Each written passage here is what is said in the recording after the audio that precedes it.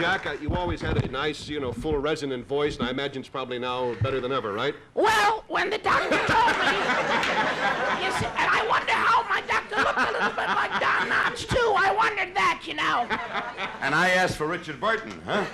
I sound more like Elizabeth Taylor, right? Seriously. Listen, seriously, how about that oversexed Bonnie and Clyde you got in your audience?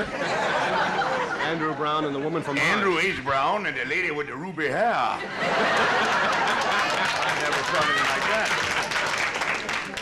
No, it looks like a chinchilla cocoon.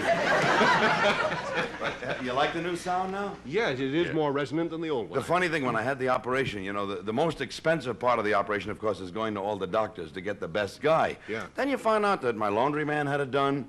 An elevator guy says, I had my polyps removed a week ago. Polyps? I said, well, yeah, polyps. That's 2 growths I had on my cords. They're kind of fleshy. Mm-hmm. In fact, I gave them to science. I mailed them to England to Twiggy for chest transplants. Is that all right? Is that allowed, or is it too late? Certainly. If it's all right with Acme, it's all right with me. Well, Twiggy needs help. She's the only girl with 2 backs, Yeah. I should have quit when I was ahead. Not necessarily. No, I hear she wanted to get a job as a topless waitress. She walked into the restaurant and they offered her a job as a busboy. Let's get back to Andrew Brown and the lady with the wild hair. Yeah. No, these are wild audiences. They top me every night. They are. It's good to be back talking again because I just got through with writing notes, Steve, for 4 weeks. Yeah, you seriously have to. Yeah, when do I that. met you at Kurt Fring's, I was writing the notes. Yes. And the funniest thing is, as you write a note to someone, immediately they start writing back. People that can talk. They forget. They suddenly realize, I'm fine, how are you, And the worst thing was I went into a restaurant somewhere in Beverly Hills and I wrote coffee, and the waitress brought me back tea, You get kind of frustrated. You gotta write it, so I wrote coffee, And so this time she brought me back coffee ice cream.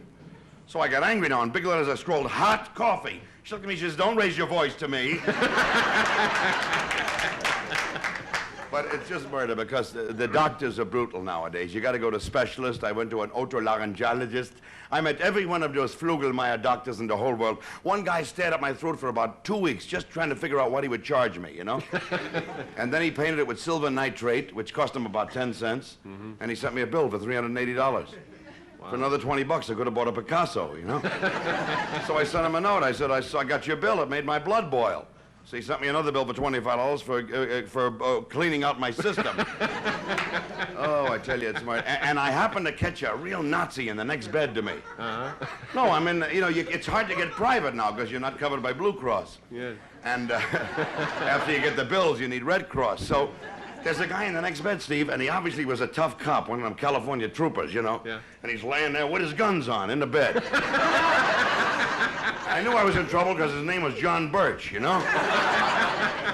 says, hi, Mac, what are you in for? I said, throat surgery. I am the polyps. He didn't know who I was. Kept calling me Carson, Carver, Yeah. And he says, well, election's coming, huh? Boy, I'll be in there for Barry Goldwater. Got to get Ronnie Reagan in there. I said, Reagan, I didn't vote for him in movies. So he looked at me and he says, pull that bed over to the curb. Show me your license. And for 3 days, the guy wanted to kill me, but he had the legs in the cast and he couldn't get out. When I get well, I'll kill you. I had to sleep every night, fearing this guy would climb on me.